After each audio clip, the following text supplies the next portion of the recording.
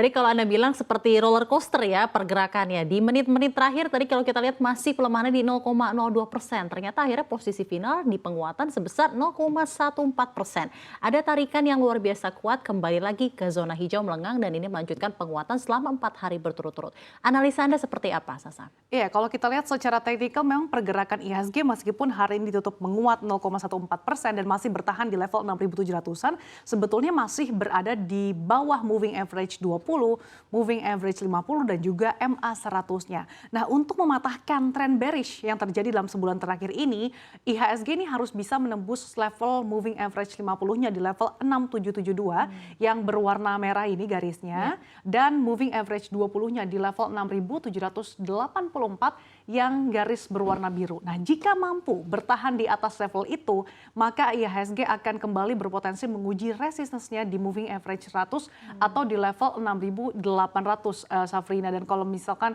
kita melihat data-data perekonomian saat ini memang tampaknya pergerakan IHSG ini masih diliputi dengan wait and see begitu ya. Karena dalam beberapa hari perdagangan terakhir volumenya juga sudah tampak ada aksi beli dibandingkan dengan beberapa volume dibandingkan hari-hari sebelumnya yang tampaknya masih didominasi oleh aksi jual.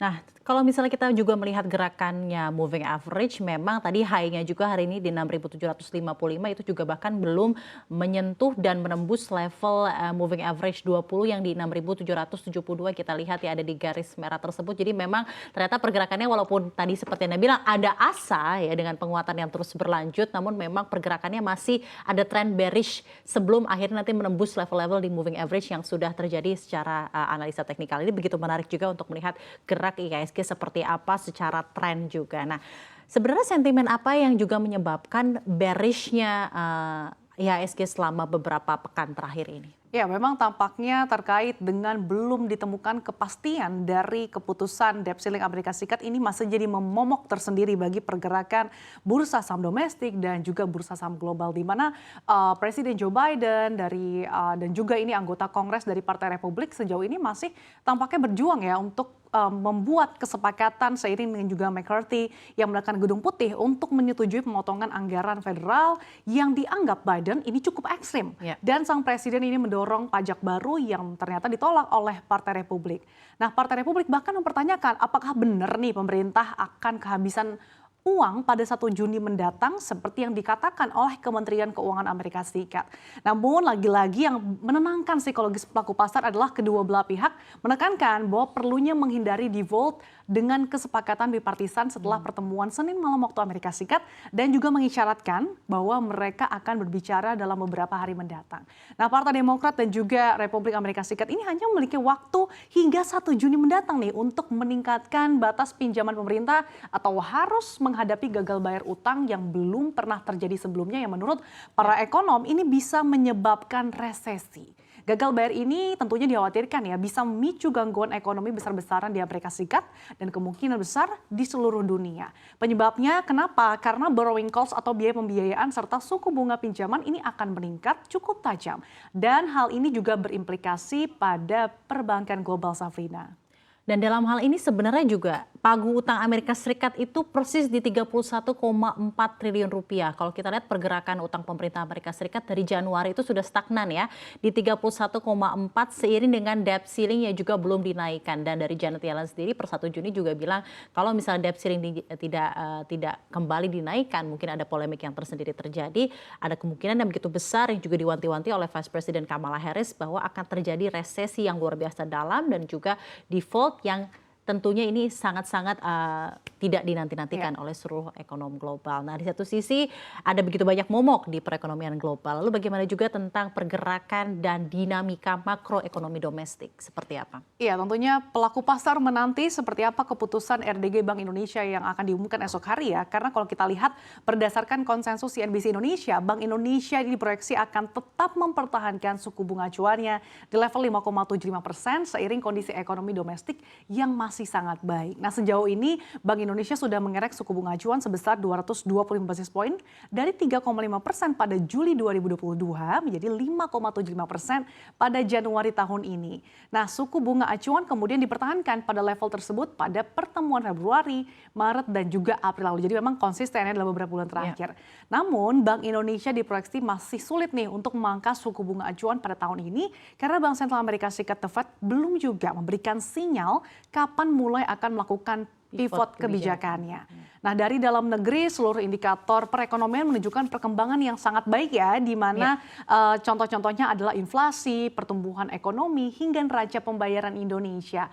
Inflasi dalam negeri sudah melandai menjadi 4,33% secara year on year pada April 2023 atau terendah dalam 10 bulan terakhir. Kemudian inflasi inti juga tampaknya sudah kembali ke bawah 3%, yaitu 2,83% secara year on year pada Mei 2023 atau terendah sejak 10 bulan terakhir. Bank Indonesia beberapa kali juga menegaskan ya, kalau mereka ini hanya akan melihat pergerakan inflasi inti dalam menentukan kebijakan moneternya, bukan inflasi harga bergejolak. Nah, dengan inflasi yang melandai, maka tampaknya ruang Bank Indonesia untuk mempertahankan suku bunga acuan makin besar. Ya, core inflation Indonesia masih di 2,83% dan targetnya juga memang sudah di 3 plus minus 1%. Jadi masih berada dalam targeting framework yang sudah ditetapkan oleh kebijakan moneter yaitu Bank Indonesia. Growth PDB masih di 5%, CADEV naik terus, surplus neraca perdagangan juga selama lebih dari 30 bulan berturut-turut. Secara makroekonomi Indonesia masih begitu resilient, namun juga pergerakan ada trend bearish tersendiri dari IHSG memang terjadi karena ada laggard utama dari makroekonomi global. Nah, di satu sisi bagaimana juga pergerakan emiten-emiten dalam bursa efek domestik hari ini. Kalau kita lihat tadi seperti yang sudah kita pantau secara sektoral, ada 6 sektor melemah, 5 sektor menguat.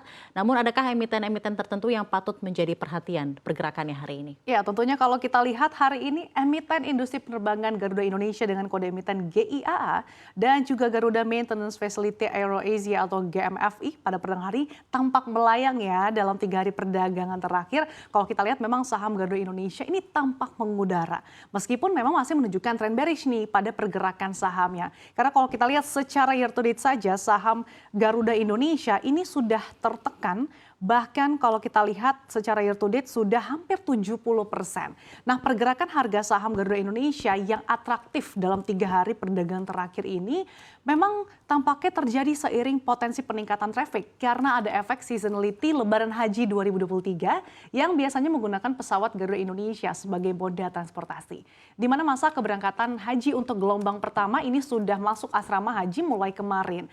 Nah, kalau kita lihat dari segi kinerja keuangan GIAA periode 3 bulan pertama tahun ini, meski memang masih mencatatkan rugi, tapi nilai kerugian dicatatkan Garuda Indonesia ini mengalami penurunan menjadi 110,03 juta dolar atau turun dibandingkan periode yang sama tahun 2022 sebesar 224,14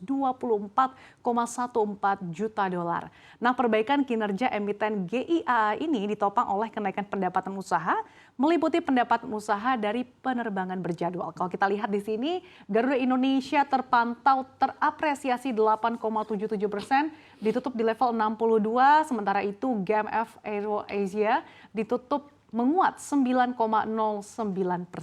Ini tidak bisa dimungkiri juga karena pelemahan 70% selama year to date ini tentunya terdampak dari efek pandemi ya, dengan logistik ya juga memang terhambat. Namun juga tentunya kita berharap pergerakan ini juga semakin menopang industri logistik di Indonesia. Ada sedikit sentimen juga untuk BUMN yang menjadi BUMN utama dalam hal penerbangan di Indonesia, terutama untuk Garuda Indonesia dan GMF AeroAsia. Ada sedikit harapan, apalagi tambahan ini juga turut senang ya akhirnya 4 hari berturut-turut IHSG bisa seperti berenang. busana kita warna hijau. Warna hijau, melengang di zona hijau kembali di hari ini. Dan kita harapkan juga apapun yang menjadi lagar di makroekonomi global seperti debt ceiling dan juga tentang FOMC keputusannya seperti apa juga akan turut mengerek gerak IHSG kembali menguat, menatap level 7.000 kembali. Ya, kita harapkan bersama. Kita harapkan bersama tentunya.